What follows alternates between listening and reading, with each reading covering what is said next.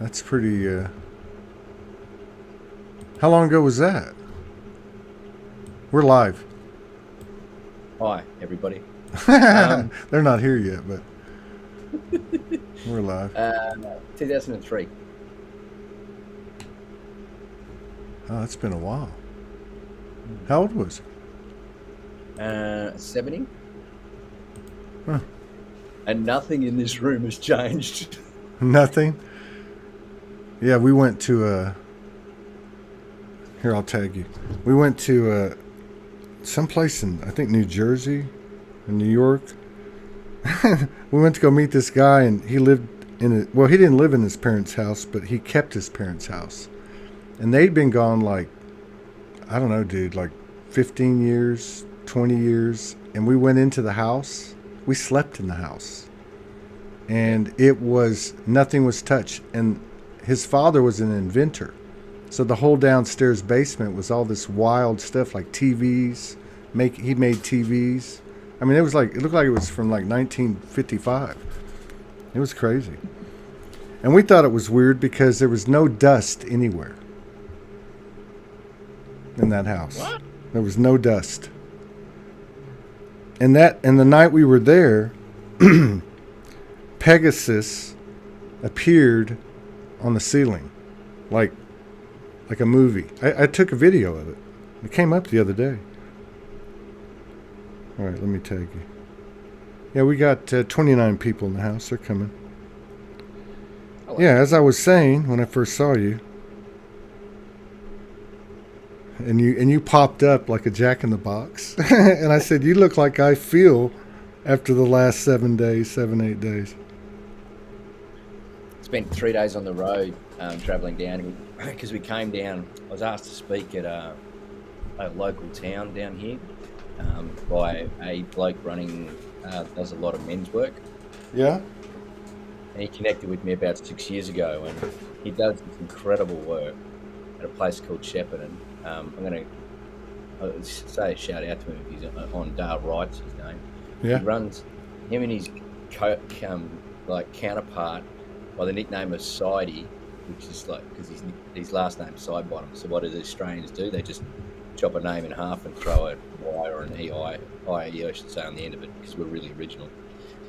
So Sidey and Dale have for the last 24 years run this 13-week program for men, and I spoke at it. I spoke at it on Wednesday evening, but on the morning he got me to run a workshop for a lot of community leaders and people in the area of Shepparton, just on just a new way of leading and stuff. And so that's why we're down here, and we decided, well, because Mum's in the area, only about an hour south, we'd come down and say good day to Mum and take the kids to the snow. And it's bloody cold down here, I'll tell you what. Snow. Yeah, Dan. Australia does actually have snow, believe it or not. Are you in the snow? No. No, But it's cold. Looks cold. Yeah. That's why I kept my beard on, just so, firstly, a bit of credibility in front of people that are older than me, and secondly, because it's cold down here. Well, you look totally different. You look like somebody put you in the washing machine. You don't have a lot of gray either. Thank you. Yeah, you have a lot of regular hair. I'm just trying to hang on to mine. Yeah. So how's July started for you? Been nice and smooth? Yeah, it has. It's, I get a sense that it's a Kirsten and I talking about this. I really sense that it's a big time period, like this next like this Syrian portal right into the Lions Gate. For me, I just sense that this next month is really shaping, and like because doing this thing, like I went pretty much from 9:30 until finished up with Dale at 1:30 in the morning, and it's like he just said, "How do you find the energy for this?" And I could have kept going. It's just I'm in the groove. It's just like when I'm doing this stuff, it takes care of itself.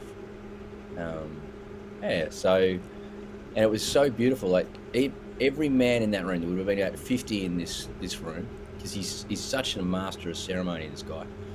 Every one of them has massive wounding, and they own it. And they are a band of brothers who sit there. They know they've got shit. They love each other. They don't judge each other. It's just real. It's raw. And it's more powerful than a lot of spiritual groups I've ever been with. I heard you. I had to turn that fan off. It was bothering me. Much better. I can hear you much I thought better. you wanted to show me your butt. Well, I was just complaining to my brother over here that I hate wearing underwear, but I had to change because I ripped a hole in my crotch in my jeans. Morgan told me to go sew them like about 2 months ago. So I showed them to her today, and I said, you think I can get these fixed? She goes, no, you could have got them fixed when I told you to do it 2 months ago. But anyway, so I had some clothes here. My friend brought my clothes from her house, and I put on some shorts, but I don't have a belt, so I had to put on underwear. And I'm like, man, it's very uncomfortable. I don't like it. Anyway, now everybody knows that. But going back to these guys, when you say they own their wounds, like what kind of wounds are you talking about? Is this like a group that talks about the stuff we talk about?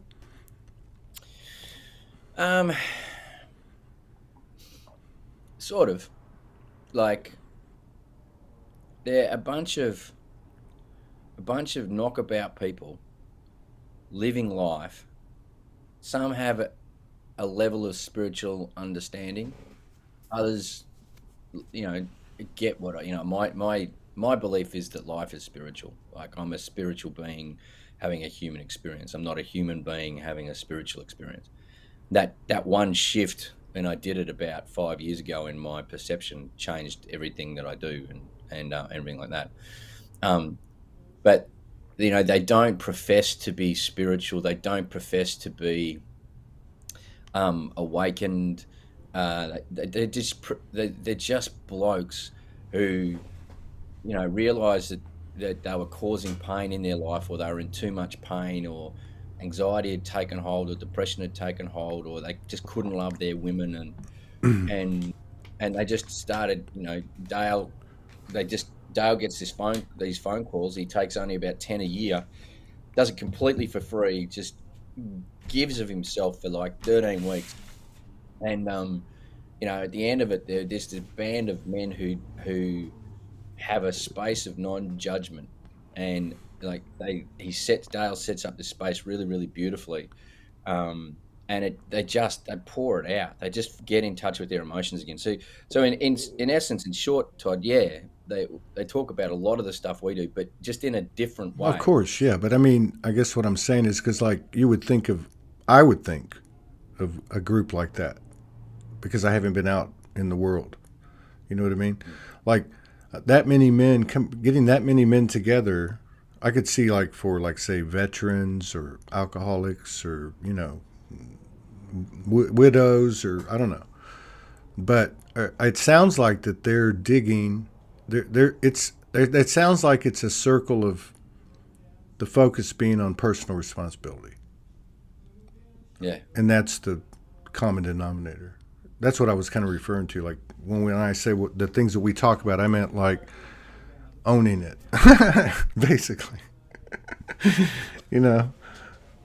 It's funny. One bloke says to me afterwards, he goes, "You know what, James? I own my shit at work, like all the time. You talk straight to me at work, and I go, yep, good, let's fix it. And then I get in the car, and I'll have a beer, maybe 2, maybe 6, stop on the side of the road, and then I get home, and my missus, she goes off at me, and she says, "Yeah, been out drinking?" I said, "No, I haven't. I only had 1 or 2." And he says, "I just don't own my shit at home, so no wonder I don't get a root." He says, "Like, I'm going to own my shit."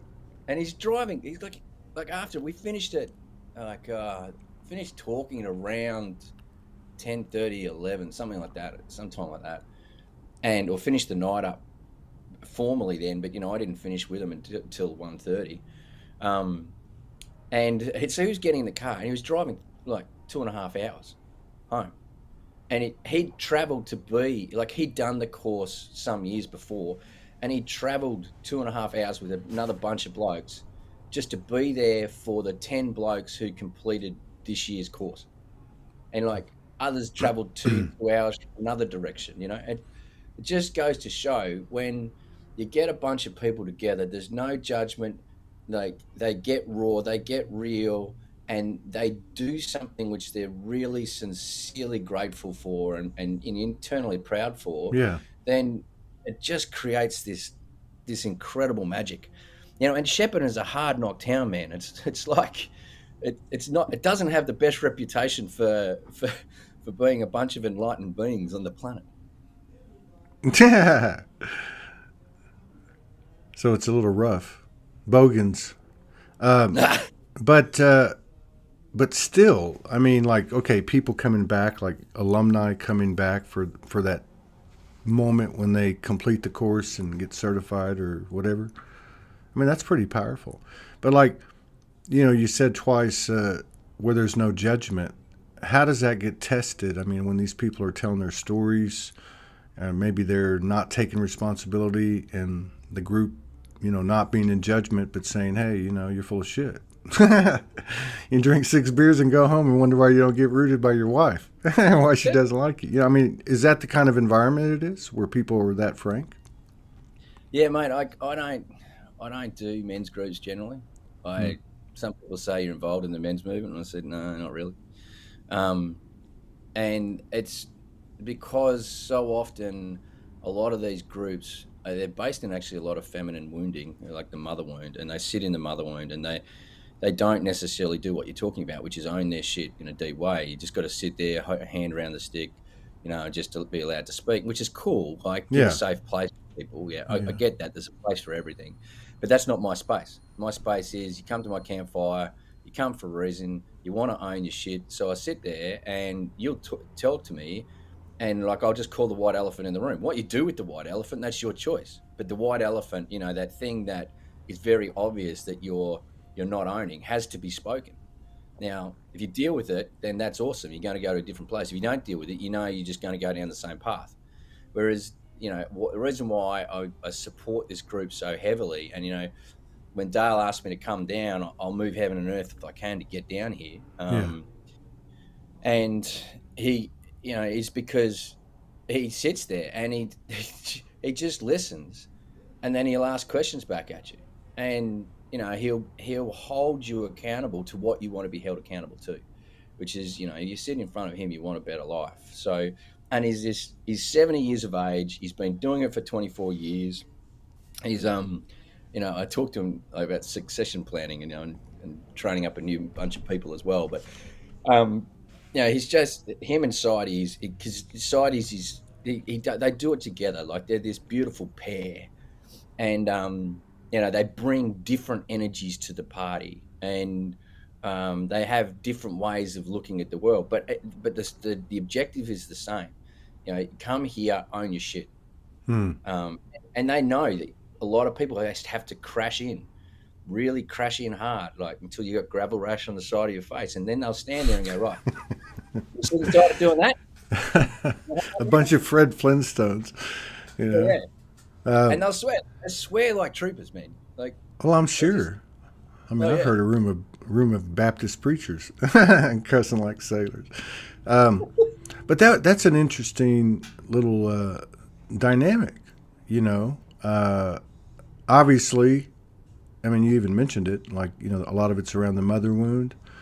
Like, and of course, I think this would be more of a traditional, coming out of the traditional. I mean, obviously they're working on themselves, so there's some, there's got to be some universal energy that's assisting them, and then being in a group, that's powerful.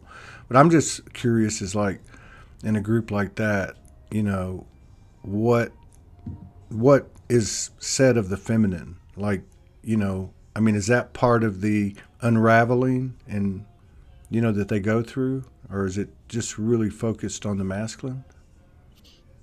Um, they're building, like, they go a long way, but they still crack jokes, which like, I'll look at and just go, you know, no one will crack a joke in front of me nowadays that I wouldn't put my daughter or my mother or my wife as the brunt of. Without, if they crack a joke like that, I'll make a comment and I'll go, all right, cool. So would you put your mother, your daughter, or your wife as the object of that joke? If not, why are you speaking it? And I don't have I don't have tolerance for, because I know what the word is, and I listen intently to everything I say. So I don't have tolerance for people making light jokes or whatever of the other gender, because what they're actually doing is they're judging their own divine principle within inside, be that the feminine principle inside or whatever. So they're Right. actually dissing themselves. Right. In my presence, I don't accept that. So No, I was just curious, like if that, like in a normal circle, like I would say, not to take anything away from these circles or those circles, but like what would that be like, men at this time, in 2022, after the last 2 years as well, like what would that conversation be like? I mean, I wonder with the normal group, or what I would, because I'm considering myself in the abnormal group, but in the normal group, where the layers are coming off, because they're coming off for everybody. Like what, especially with that type of masculine energy coming in an environment like that, because I'm familiar with environments like that. I mean, in some environments, there is a more masculine, which is not a bad thing. It's just, it's a more of a physical masculine kind of presence, rougher, hard scrabble. So that would be interesting. and that's what it was. Like, you had bikie guys that've been involved in bikie gangs. You had just really, really rough guys, and you had refined men, and they were all in the one room, and they all have a common bond. And so that's, it's really amazing. Do they have a long way to go if to cleanse a lot of the wounding and separate themselves from the victimhood? Yes, the simple answer is yes. All of them are on that journey, though. Will they get there? Well, that's their choice. I mean, I sit in a place now and therefore look at the world the way I do, because I've done 12 years of intense work on myself, and I mean intense. Like, getting in and doing this work and helping others has meant that I have to help myself Right. personally, which Constant means that, flow of revelation, self-revelation. Yeah. yeah. And over the last couple of months, Kirsten and I have talked to you about just upgrading ourselves, and that's been a massive process unto itself. But I couldn't upgrade myself in our relationship like we've been doing without, like, all the prelude to that. I couldn't just jump in day one and start, talking and dealing with the wounding that Kirsten and I have been dealing with over the last couple of weeks. And the guys just asked me, does it ever stop? And I said, well, I don't want it to stop. Yeah. Like, my soul is on the planet to actually have a look at these issues, and that's why I'm on the planet. I'm not on the planet to go and build a house. It's what the house represents, and why my soul calling is making me build the house that's actually important. And that's part of why I'm here, not the house itself. So I'm misunderstanding if I look at the material world and label everything there without understanding what the material world's actually standing for. So, but this, like, I'm in my father's study. Yeah, so he was an Anglican priest for I don't know how many years. He was a Vietnam veteran. There's a picture Right over there, behind. right over your right shoulder. Yeah. Yeah, so that was him preaching in Vietnam. Like, So as that picture's 60 years old. oh yeah, Yeah. it's a pretty good looking young bloke back then, I reckon, my old man. Uh, Not bad. But there's literally, like, yeah, he must this be. He like, doesn't look like you. never took a beard, mate.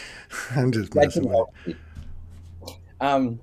but there's so much like spiritual documentation here, which holds energy. Like books hold energy, and Dad had favorite books and deep Christian readings. I even found the Upanishads on the buddy Are you on serious? one of them. Yeah, I've gone. How the hell do you know about? But it's like, and even like the cabinet behind me is like got some books that are about 100, 150 years old. Huh. Um, there's so much depth in this room, and like I said, Dad passed 17 years ago. Mum hasn't touched it, including a lot of the paperwork that realistically should have been dealt with probably 17 years ago. Tax But bills. the thing is, like, this is a really, really rich place, but I speak differently to my father. Obviously, Dad had a Dad had a very he had a paradoxical Christian faith. Like he would look out, and I'm looking out at the last view that my father had outside into the outside world, like straight out there. There's a beautiful mountain range called the Tallawarra Ranges in central Victoria, and it's just beautiful. And at the age of 15, he was a Jackaroo, so he was running around on horseback as a farm hand or a What's a ranch hand. what is a jackaroo? A ranch hand? So Like a yeah, cowboy? ranch, Like a yeah, yeah. So big man was a cowboy, and straight over there about 10 kilometers. I'm looking at where he did that, and then I'm in the place that he saw for the last time before we helped him pass in his own bed.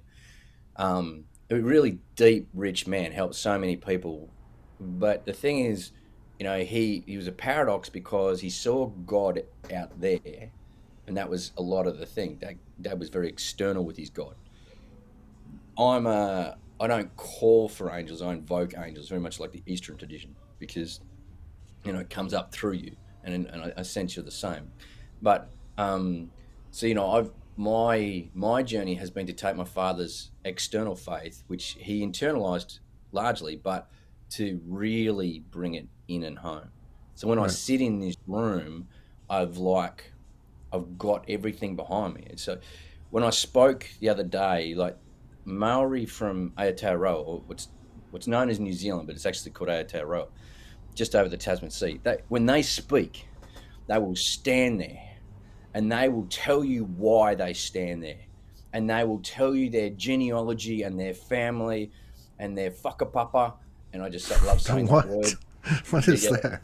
What is that? That sounds something. It's their lineage, it's why they stand there, Hmm. and it's the reason and why they're allowed to stand there. It's not just why they stand there; it's why they're allowed to stand there, and it's so powerful hearing these guys do it. And so the other day, what I did is I did some research into my life and all the Aboriginal tribal areas that I'd been in, and so like I was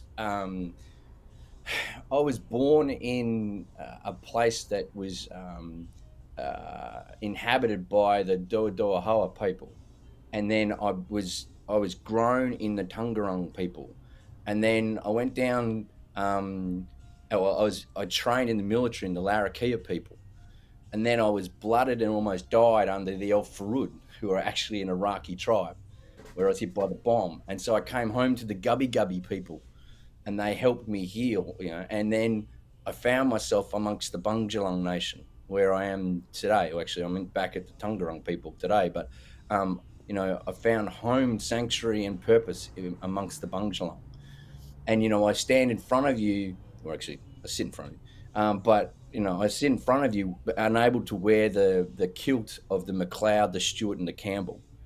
And so, the Maoris, they talk so beautifully as to why they can stand in front of you. And I did this the other night to the guys. I spoke and told them my lineage, which most of them wouldn't understand, but just doing it, you feel something amazing. It's just really, you feel power in a person that can actually stand there and understand, their life in that way, in their connected way. And my father didn't do that. He had an incredible faith. He was a spiritual portal for people who came into his presence, who often needed healing. Vietnam veterans, police, emergency service people that he helped. Pretty much in this place, He went 100 kilometers in each direction to every fatal accident that was on the major highway that runs around here. And so he saw a lot of death, helped a lot of people through trauma.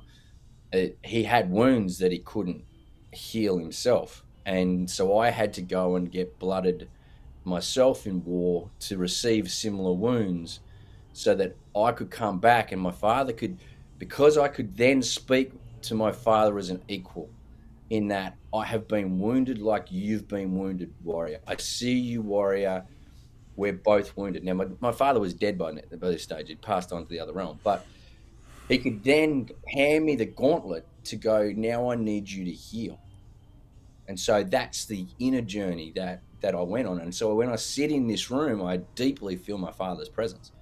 And, I feel honor that my father achieved what he achieved in this world, but it's like, they're just pictures, they're just symbols, it's fascinating. This mug, where is it?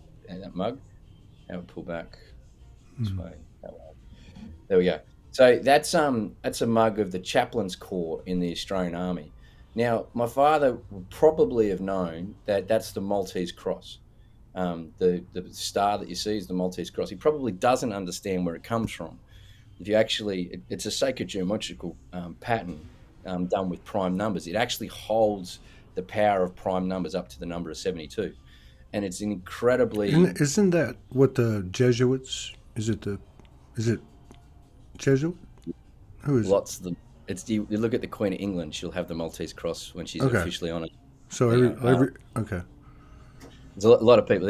St John's Ambulance, the ambulance, the people of Australia. So lots of people use the Maltese Cross. Very few of them actually understand what it's about.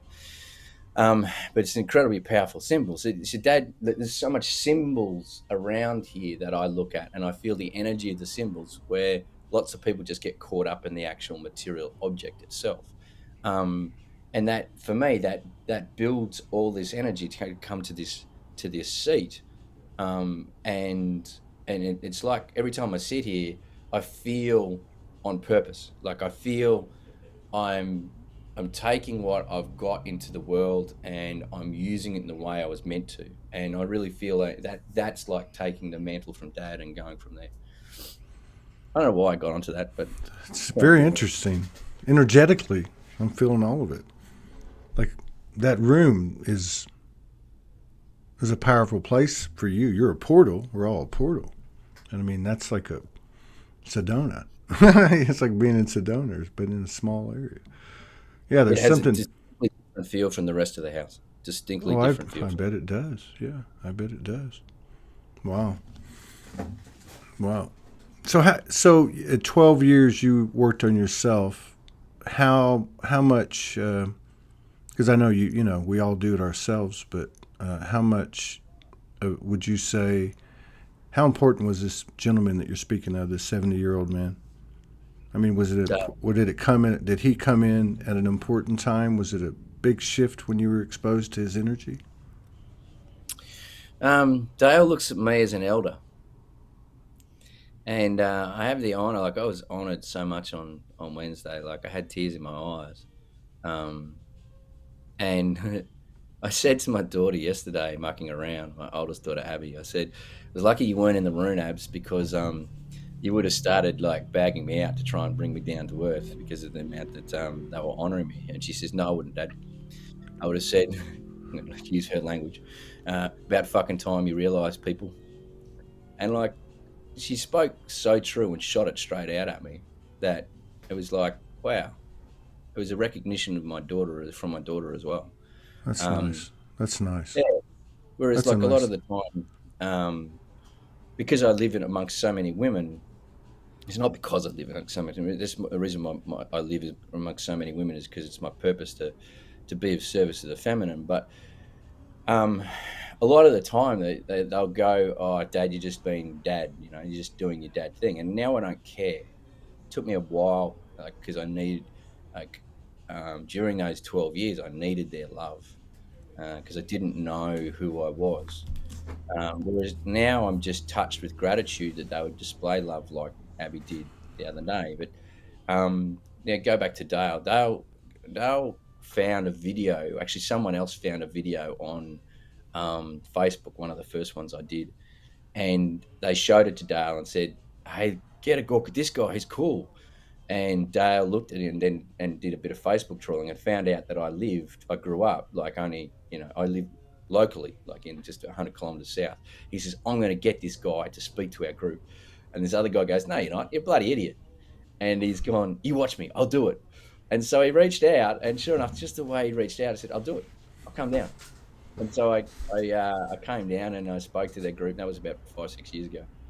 And every year thereafter, like my videos are played. Dale's used my videos in some way, shape, or form in his course. And the last one I do it specifically for the group. Dale tells me their names and what they're going through, and I'll speak to each of them, and I know that there's a message, and that'll be one of the last videos that they'll see during their course. Well, this group got the bonus plan because they didn't know I was coming down, and on their last night, I actually turn up, and so they'd seen me on the video. And the week before last, I'd actually mentioned them by name, which blew them away. And then all of a sudden, I'm in their presence. And it was just That's crazy. That's wild. yeah, it was very So, cool. who or what were the biggest influences on your transformation over 12 years? Just that period. I'm assuming that's from the point that you came home from serving in Iraq. No, I when I came home from Iraq, that was 2007. Okay. Um, and I stayed in the military until 2010. But I was falling apart, Yeah. and all my mentors in the military came up short, like all of them. Um, and I started to drift away from a lot of them, realizing that you follow the path of your mentor, and in the military you get championed as well. And I was starting to be championed by a few senior commanders who wanted me to go on and do things. So they were starting to look after me and guide me and stuff like this. And I realized the wrong guidance in life. No offense to them, they're actually quite cool people, but I realized they didn't have the answers that I needed. And so I had to go outside, and I saw it outside, and Kirsty dragged my ass to an emotional intelligence workshop in the Sydney Masonic Centre, of all places, um, with 300 people in the room. And this guy stood up front, and he was a really, really amazing guy. And he was an older guy. He was in his late 60s at that stage, but he spoke like he'd been in my lounge room for the last 12 months. So I knew I needed his help, and I started his tutorage, which lasted for about 3 years before I outgrew him as well. And one of the reasons why that I outgrew him was because I actually supplanted him as my father that was no longer there. And so I put him up on a pedestal. And remember that the only person who will take someone off a pedestal is yourself, the person who put it there in the first place. So he taught me like firsthand so many of the skills that I now know. It just comes at life from a different angle, and that's cool. He's got his own journey and everything, but I needed to separate from that, and I needed to go vagrant for a while. I needed to go homeless from a mentor, so to speak. And that's so then I went into North American Indian Medicine Circle, just west of Sedona. Um, I went into the jungles of Kalimantan, which is Indonesia. It's the largest island in Indonesia. I did a lot of soul work in the bush on my own. I just bounced from many different. I got deeper into understanding of Buddhism, which meant I could understand Christianity better. Then that sent me on a massive journey into Gnosticism, early Christianity. But the thing is, it was all wrapped in a practical essence of going into the bush. And even in my meditation yesterday, what I really felt was a big shift in me. It was like this primordial father stood over me, and I was a young boy, just full of dirt on me, covered in dirt, and just lying on the ground. And he says, "Come on, hop up. Time to hop up."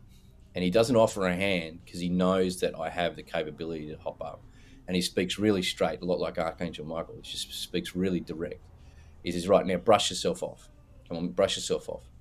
And he's there. He's loving, but his loving's really strong, really direct, and it's no shit loving. It's no fluff. And he says, "Right now, take my hand." And his hand's big, like really, really big, and really strong and weathered, and has been through the world. And he gets me to look at this tree, and I'm getting emotional just speaking about it, actually. he gets me to look at this tree, and he says, "Now connect to the tree." No, no, no. You're connecting as a boy. Connect as a man. You want to connect to the feminine as a man, not a boy. And he really drew me deeper and deeper and higher and stronger to stand in front of this tree and connect with it until I actually became the tree. And then when I was the tree, Carly came out and she went round and round and round me, and she was trying to burn me, trying to grab my cock, trying to do all this stuff. And I just stood there. You wouldn't let her grab you. I'm glad you No, kept your purity. yeah. Actually, she bitch slapped me. Um, and and I'm just there, right? Yep, cool. I'm And sorry. it wasn't even. Don't laugh. It's go ahead and laugh. I don't care. No, Um, it sounds like very very intense. Was this in meditation? yeah. Yeah. And but the whole premise was like I've struggled to find, like, I was a boy for so long, even a boy in the military. I was charging into battle as a hero. I wasn't a warrior. I was even blooded, but I became a warrior 5 years into my journey, where I could actually stand as a warrior and stand as a bigger man. And my shift is like becoming a man in all aspects of my life instead of a boy in some, and often a boy in most. Well, I was previously a boy in most of my areas of life, including loving a woman, including making love to a woman. It was a boy, and it's like this journey it's taken me through to this place where my masculine is really, really strong and thick as a Murray River red gum, which are massive, beautiful red wooded trees we have here. They're really strong, roots deep, and that's what I feel like now. It's been a very eclectic journey. It's been one where I would follow Buddha's guidance, which was, don't believe a single word I say to be true unless it resonates in your own heart. Hmm. Um, I touched a lot of the New Age movement initially, the personal development group, but there was always something shallow about it. I was a personal development speaker for like 5, 6 years, and I don't say that I don't profess to be that anymore when I speak. And it's like, so yeah, but I had to go through all that, and every time I spoke, I started to get a different aspect of the picture as well. And so yeah, it's been this very distinctly different journey because I've chosen to dig into so many different areas of wisdom and find that which resonates for me and just fits the different aspect that I couldn't see before. Taoism's fascinating, incredibly fascinating, but to me, it sometimes has um, a missing link as well. And when you find out that the Vedas from the Indian subcontinent gave what is now known as Chinese medicine to the Chinese, but they missed the spiritual component because the emperor was God, so they Mm-hmm. couldn't take the spiritual dimension of the Vedas. Mm. Um, but they had to relabel it. So you go back to source and you read from different aspects and you understand. Oh, okay, now the pitch is making more sense. Mm. So ultimately, it sounds a lot like my own, I guess. I don't know. I never really thought about it, but I certainly before reawakening, it was just a whole bunch of different things. But I mean, like, I guess like the moment or those moments when you make a big jump. I guess like for instance, like the beginning of the story where you were taken to the whatever that conference was in the Masonic Lodge or whatever. I mean, that sounds like that was like a little snowball that started rolling down a hill, getting bigger and bigger. Yeah. And the distinct difference, though, is like my father had a deep spirituality, but he was emotionally stuck. Whereas I got a deep spirituality, which is emotionally grounded. And so, yeah, sure, I've dabbled in understanding. I've just dabbled, but I've gone deep into understanding a lot of different ways of viewing the world. But it's all been coupled with the emotional gateway, Yeah. like going into shame, going into guilt, anger, sadness, fear, all that, and but going into it, and at times, like alchemy is a great example. Like the first stage of alchemy being going into the fire, and burning. Well, I realize that suffering comes when I go into the fire and I'm holding on to my emotional wound, and I'm standing in the fire and I'm just getting burnt. And like, because I'm holding, the reason why I'm continually getting burnt and suffering is because I just keep holding on to this sucker. Whereas if I actually let it go and let the flame take me, then the transmutation can occur. Mm-hmm. But if I hold on emotionally like that, then there's no transmutation, can't Yeah. occur. It's like you got to jump into a hot lava. Like a lake of. There's no point waiting. Just rip it off. Let's go.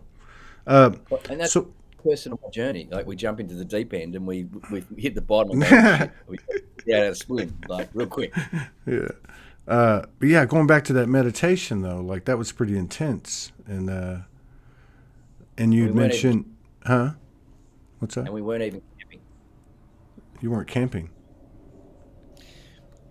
It's really crap when you have to explain a joke, but Oh. in intense, in tent, and we weren't camping. Oh, okay, got you. I'm Bad missing joke. it. Hey, I'm just coming out. I'm feeling like you look. You look like a wild man that just came out of the Congo. Look, I was It's going to actually knock my it's a beautiful thing. I mean, I'm loving it. I'm loving it. But I was but I, but gonna I, knock my beard off huh? before this group. I was going to knock my beard off before this Oh group no, because man. I don't know. I love the energy of it. It's just funny when you popped up. Nobody saw that, but you literally popped up on the screen like a jack in the box, and your hair is all wild.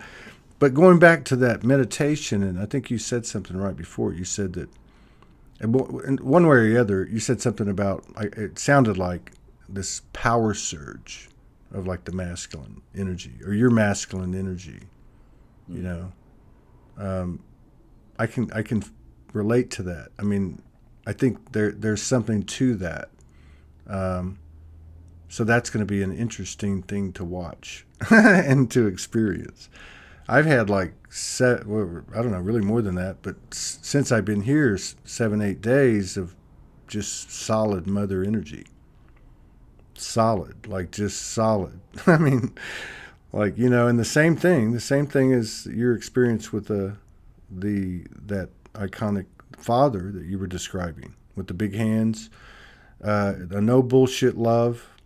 Uh, mm, this kind of like you did with your daughter, or your daughter mm, did with you. Like this validation, like mm, this confirmation that you have a compassionate heart. You're forthright. You're giving me the accolade or the respect or whatever you want to call it, but at the same time saying, "Hey, you're about to, things are shifting. It's time to go to work with everything you've learned, and don't be shy, don't be bashful, don't be an asshole. You know what to do, and go out and make it happen. And I'm your biggest cheerleader, mm. but I am going to poke you now and then." And to the point where I've slept by my own choice, or because of what I'm telling you, on this sacred ground here, evidently, that's basically a rock. Most of the nights I've been here, uh, Mm. and I've had these, I would say, very clear, high-level communications come in, and it's all been her. It's all been the Mother Goddess. I mean, I can't, I mean, it's been incredible in Mm. the sense that it's something very familiar, that's showing up for a reason, kind of thing. And had physical purging. Three days were intense. 2 were really intense, and last night and today, a little bit. But not. And I'm getting stuff done, and it's been a lot of mixed energy. Recognizing things that you're to just flow in with, and discernment's there, and not trying not to judge, and allowing things to it's a interesting kind of thing. in terms of what's happening, and then that presence showing up at the same time as it's happening. Mm. So So, hmm? what are you taking from it all? Well, basically, it's an absolutely new ball game. Of course, in my life, it's going to be, personified by, the things that I'm involved with. So I'd have to speak in that manner. But like Soulogy Fest, and I'm not going to get into it because I've talked about it on the show. Soulogy Fest, Soulogy, leaving our house, which was what led me into it. It's kind of like you getting out of the military, then the 12-year period starts, right? And I get out of the house and the new world starts and everything changes, but there's this air of creative life force that's working. You're kind of like trying to work in tandem with it, and it's got me on point. So it's what I'm getting from it is to step. I don't want to use the power step into power, because it's, I think, overused, and I probably overuse it, but like stepping into true, I don't know what the word is, but I think it would include independence. Mm. And I say that because of I know there's a connectivity, but there's also an interdependence that might be considered codependent, in all of the aspects of our lives. That's kind of getting cleared up through our discernment, through our choices.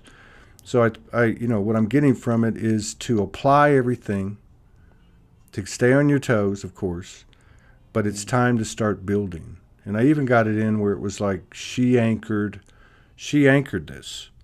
Now he goes and builds it. And of course that's, in reference to the energy that we all carry, be it masculine and feminine. But really a no bullshit kind of thing. Like, I'm going to be here every day. You can count on me. Go to work. There's no excuses. You rest when you need to rest. Do this when you need to do that. It's up to you. And your dreams will come true. Just your intention is that your heart expressions, whatever your work, however you want to put it, is going to give you an immediate indicator that you're, on the right track or whatever. And I think the other thing, the reason it feels a bit, I don't want to say urgent, but like you were saying about the father figure, like, I'm not going to lift you up because you can get up kind of thing. It's like, it's like the direction's coming because there's no time anymore. Like, in other words, if you don't get up, you're going to get, whacked in the head or something, or, wiped out by a big wave, or I don't know. But like, so that's kind of what I'm getting from the direction too is, it's time. It's time. It's game time. Which is what I was saying about the way I'm feeling at the moment. When you asked originally about July, when we drove down, so it took 3 days to drive, and I had massive energy in me, like massive wild man energy, and he just wanted to fuck the world. And driving a car doesn't really. Wait, were you by yourself when this was happening? No. Oh, you were driving the car. Okay, So I'm digging it. My youngest daughter Penelope with me, and so I'm driving. So Kirst asked if she wanted me to drive. I wanted her to drive. And I said no, gorgeous. And I did. I just drove like 6 to 8 hours a day, and just easy, just really easy. And I can't drive any more than that with these guys because they just get annoyed at being in the car for that long. But I could have. How many days did you have? Where are you? In Perth? Down in Victoria, so down in southern part of Australia. So we drove from up just near the Queensland border, New South Wales side of the Queensland border. You're like 30 hours or something, right? I mean, that's a long ways, isn't it? It's about, all up, it's about a bit over 17 really. And I could have driven that straight. Just the energy that I was in me, like, put me on the road, I'll plow down. My days of doing that are now gone because I've got a family, because they don't really like that. But, by day 3, I'm getting skittish. And Penelope goes, Dad, you're grumpy. And I said, yep. And she says, "Do you need any help?" The bomb's coming. What day was this? Do you remember? It was Tuesday. And so we got lunch. Gotcha. Tuesday. Wait, you're talking 2 days ago or last week? Uh, 3 days La- ago. Yeah, 3 days Three. ago. Yeah, Okay, yeah. gotcha. Yeah. And so I said, "No, guys." But the cool thing about it is she can see what I am and she calls it as it is. But the other cool thing about it is she knows that I'll deal with it. So anyway, um, parked the family at Mum's place. And the next morning, got straight up and drove straight up to Shepparton to do this work. And that was the thing. It was my wild man was getting saying, fire up. You know what you need to do for this day. This is why you're down here. But the feminine, man, she was like, whenever the feminine's really close to me, my left shoulder just tingles. I get all this incredible electricity and tingling there, and like I had so much feminine energy just walking with me. Um, and yeah, as you say, being like a champion, I mean, a cheerleader to it, Yeah. and also saying embrace this wild man, like yeah, Yes, that I was getting that too. I was told many times, even before I left, I was told, be yourself. Do it your way. And, mm. and it's not any one thing, it's just life. It's just be you and don't apologize. Like, there was a lot of that. Sounds the same. Well, and it comes like a lot of the work that I've done is like I mentioned before. My purpose, one of my purposes on the planet is to be of service to the feminine, Yeah. which is why I tend to do so much work with men because it's one of the ways to help the feminine. Um, Good point. anyway, the Excellent the point. the point about that though is that like I had another meditation last week. I had the feminine figure there saying, "Take what you want," and I'm a man. I go, no, it's wrong. I can't take. It's the wrong energy. It's the wrong thing. And then she just looked at me and she just looked at me with this no shit look. And it was like, fucking own that comment. And I'm going, well, how can I own that comment? And then I realized the comment comes from all this conditioning. And the conditioning of my service to the feminine was that I had to do exactly what the feminine wanted. And then I had to receive accolades or gratitude from the feminine. Right. If I didn't receive that gratitude from the feminine, then I'm going, what am I doing Yeah. wrong? Was it good for you? Yeah, it was good for you. Was it good for you? Yeah, I get it. I mean, it's a serious, revelation. It's a great thing to be aware of. And But the thing is, she was calling me, and I was confused. hmm, And so I take steps towards her, and she says, "Take." And it's like, what am I taking? And then I had to speak really, really like harshly. My line came out, and I said, "I don't fucking know what I meant to fucking take." And and she then started. She did what you just did. She laughed at me, of and she said, course, of course, I get it all the time, man, with my and crew. so I I'm mean, standing there, like getting laughed at by the feminine, and then it starts to dawn on me. I've got this round the wrong way. She just wants me to fucking be me. that's right. Just With gusto, with vigoroso, like the Italians say. That's whole. yeah. With a compassionate heart, with a sensitivity. I mean, it's all there. She's like, you know what to do, and that's funny you say that too about the serving, because I had this weird, and it wasn't a meditation. It was a fucking visit. So I'm jumping in the bed. I'm tired. Going at a hotel. I didn't even want to take a shower. I was so tired. I'm just going to go to bed. I lay in the bed and I hear, "Go take a shower." So I go take a shower, come back, and it says Council of Women, Morgan, a few people that come on the show that you know, Judith Kuzel. There was a few of them, and that was the whole thing. And it was a weird conversation at first because I didn't understand it. It went like this: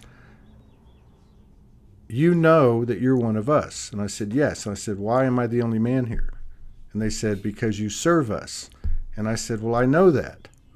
But then they said, "Are you equal to us?" And I said, "Yes." And they said, "Good answer." And then the stuff that we were both coming into, or that we're talking about, was the directions and the guy, all the different messages and stuff came in. And it's been like that for like 2 weeks, That's especially it. when I got Right? here. Huh? And that's what I think. This, go back to that point about the Syrian portal and then the Lions Gate. It's what I really feel like I'll speak for myself. Mm-hmm. I needed to step into this being and so comfortable with being in my soft strength.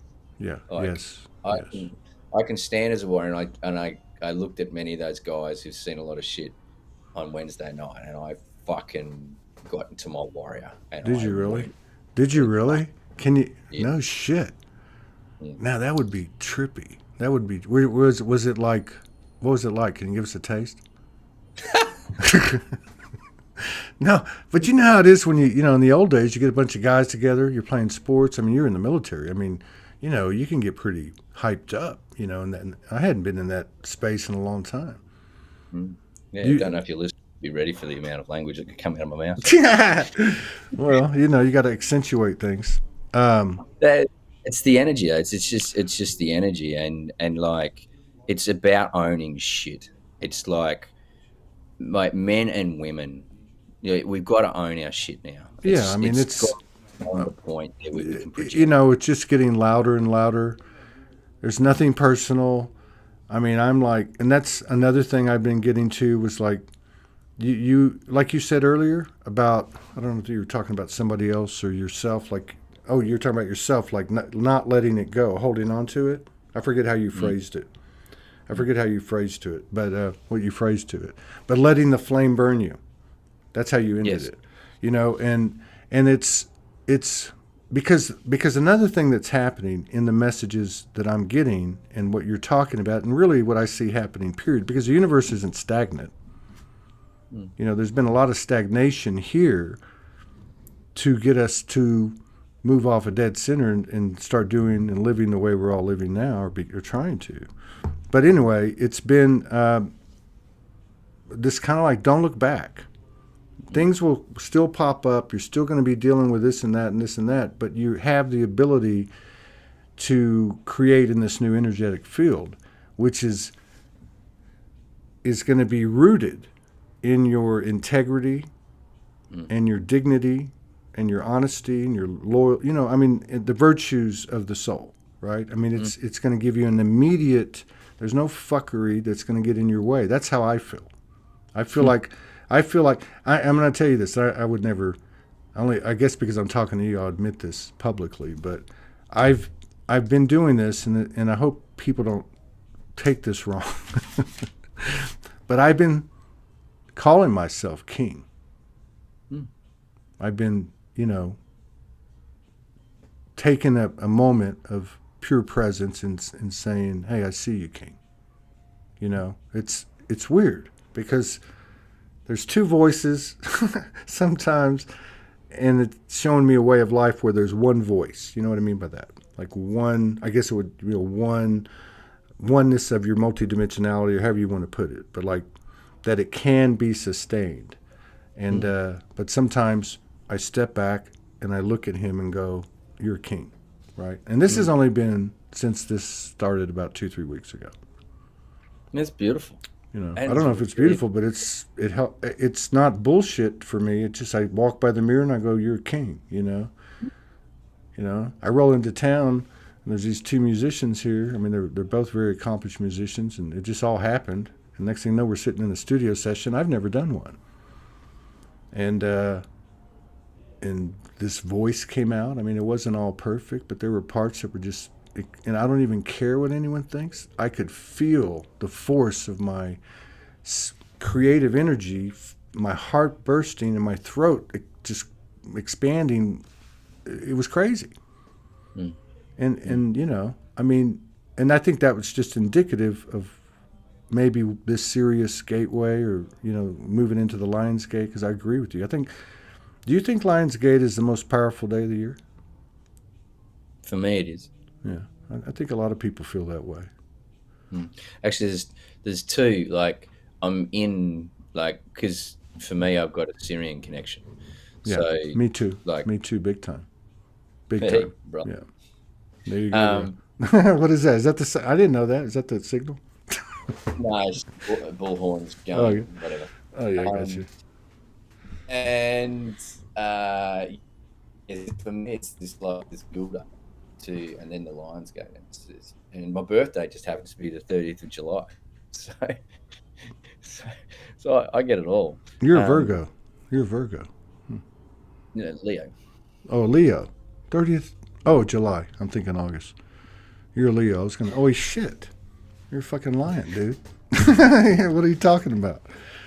Go back Uh, to your go back to your king. It's like it's what needs to happen. And the king stands there. He's got humility. He's grounded. He's got a grounded sense of self. yeah. He has incredible empathy. He loves his people and he does things for his people, but in line with the greater good. He's the bridge between spirit and the people, and he communes with both. He doesn't so much care what the people think, he cares about his people. And he has this incredible depth to him, knowledge, but he also knows that it's not him doing.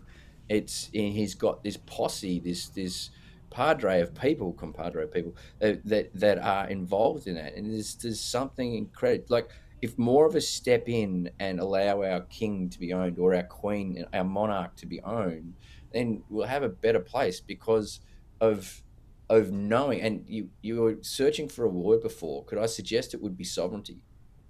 That Yeah, I'm a I meant sovereign. to say that word too, but not. Yeah, I think that's one of them. But there's another part. The independent thing is to me like I don't know how to explain this because it's not really a noun or an adjective. It's more of a verb type of thing. So it would be like independent, meaning that is my I am God mode, my I am soul mode. Like to be in a place where you have no self consciousness, where you're comfortable. I mean, I'm trying to harmonize with these two guys, and it's a weird sound anyway because one's jazz and one's kind of electronic. So this is an example. Like to get to a space, it was just such a incredible experience because I was so fucking vulnerable. I was Mm, butt ass naked. We're streaming, and in that moment, I went. The only thing I know I can do is go in my heart, and I mean I'm shaking, my teeth are chattering the whole time for an hour. Okay, but what was able to come out at times, like like a couple of numbers, maybe out of 8, there was I maybe did like 4, and a couple were there were times in them, and it wasn't about is this good. It wasn't. It was about the thing I'm trying to describe. Independent. It was an independent flow that I feel like is the God that is me. Where mm, it's not like you have blinders on, like you're not sensitive to anything. It's just that you are creating. It's inspiration and expression all in one. mm. You know, like I had a little tune I was saying. I got my mind on my honey. What is it? I got my mind on my honey and my money on my muse, or something like that. I can't remember what it was, but it was basically just a little cute way of saying what we're talking about. Like you said, you're here to serve that which has been enveloping me. Yet at Mm. the same time, you got this masculine, true masculine energy that a lot of people are talking about. It's starting to make, a showing. Mm.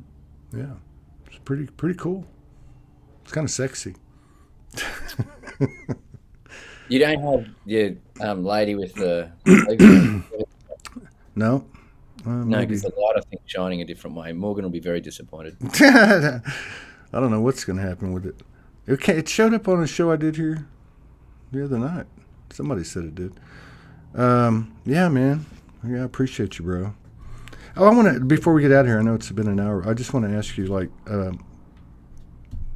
hopefully I won't be doing this because we have had conversations about this. I think I've had them with you and I've had them with my team, and they did tell me the last time I checked in about a month ago, they said you don't have to go out on the land and do it all like because I was like, man, I've done this in all my lifetimes. I don't go out and do that, man. I don't be going through that. Oh no, if you don't clear this stuff, if you don't meet with the bear and you don't meet with the. So my question is, I know you did a lot of your transformation in the bush and in places that were isolated, and you were alone. a lot. Um, how big was that in terms of, if you had to like say my transformation is 100 degrees or 100%, how much of that do you think came from that, that ritual of going out onto the land? And while you were out there, were you vocal at all?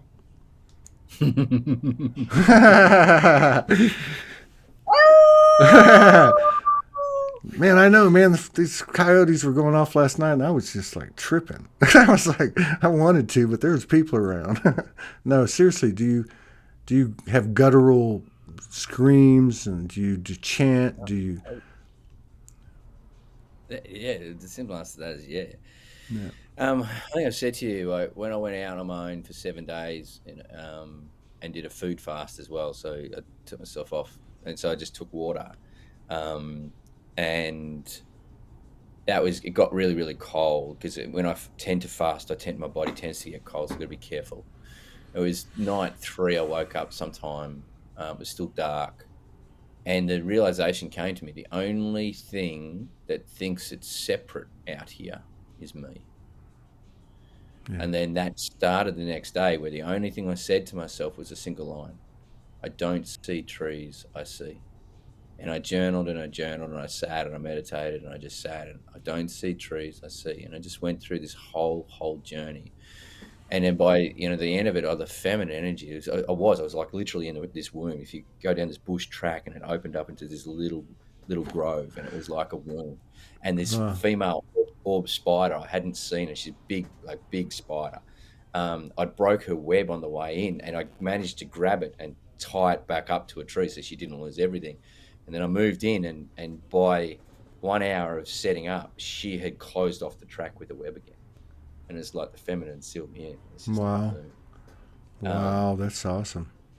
but the thing is, like, I'd been so scared. Like, I grew up on the bush, on a farm, on a ranch, as you would call them, and it's about 2,000 acres, so it's fairly large for this type Hmm. of this area. And funnily enough, the place is literally only 10 kilometers that way. Mum's moved all of 10 kilometers in my lifetime. Um, but there was certain parts of that land I was really scared of because it was had deep Aboriginal connection and relevance and spirit, and I didn't have an elder to help me through that. And I mentioned before that a lot of my elders became and mentors, particularly, I grew quite quickly. And the reason why I know that now is because a personality trait of mine has been to seek external recognition and validation, so much so, which is, the little boy requiring the love of the father, the Of well course. done of the father. Yeah. And in a meditation the other day with my father, and when I tell a story, mate, but the other day is between yesterday and 10 years ago. A while ago is 10 years plus, so time doesn't work. Yeah, I So got you. the other day, my father was there, and he was standing on my. I was actually sitting with his pipe, because he used to have a pipe somewhere around here, probably. Um, and he was sitting on my left hand side, and he's gone, "Come on," and I stopped him. He says, "No, no, you keep stopping at me."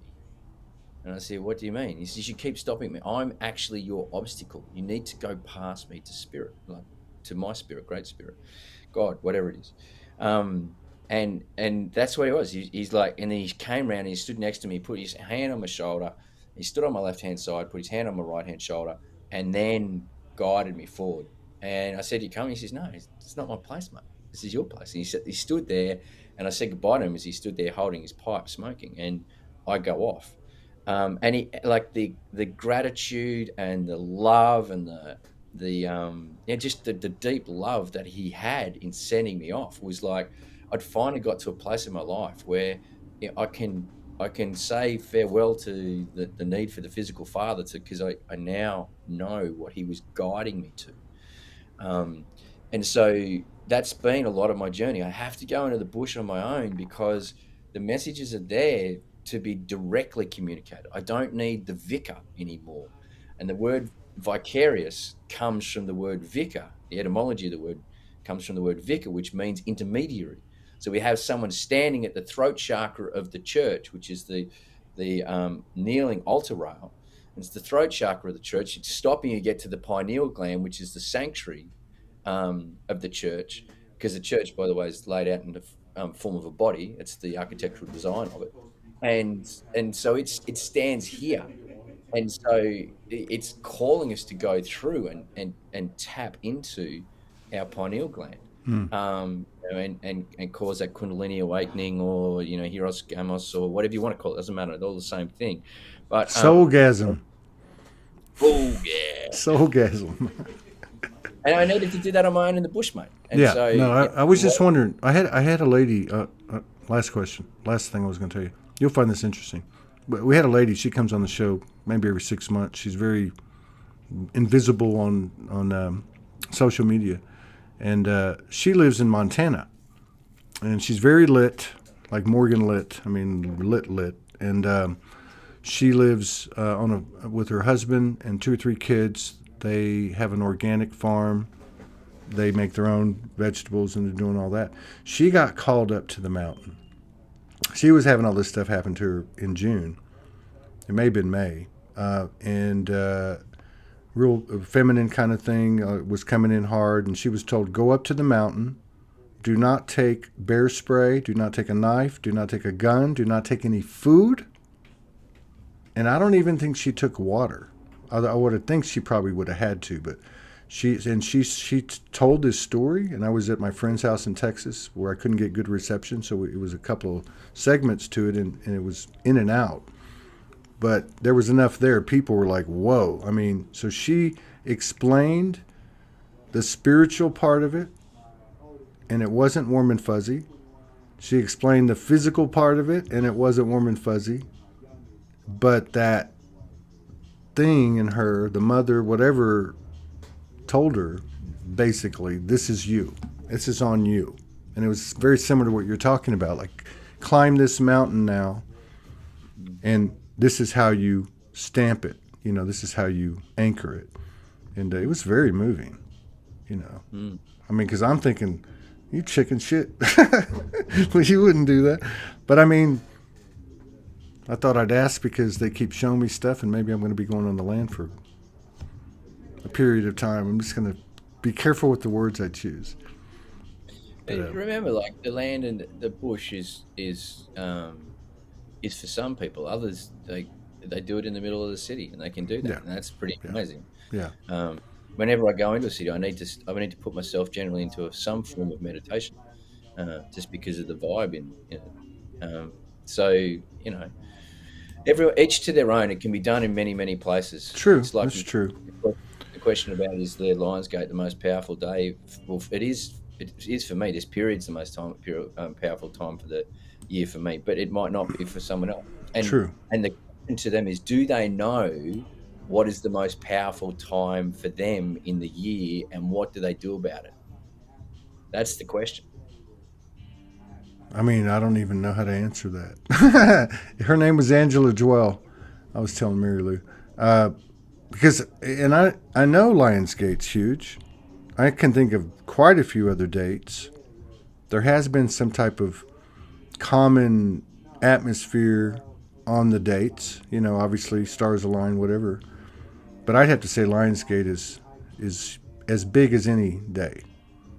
December is always a power month for me. That's my birthday month, But yeah, I don't know, man. Yeah. I don't know how to take that question. I'll let you go, man. Hey, so how long y'all going to be down there? How long are you going to be down there?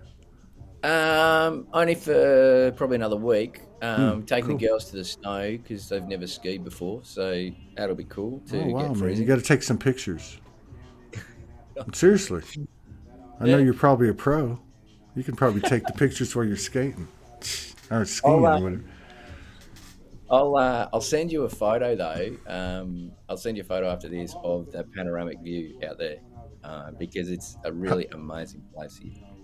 How far is it from you? The snow's like an hour and a half to the east.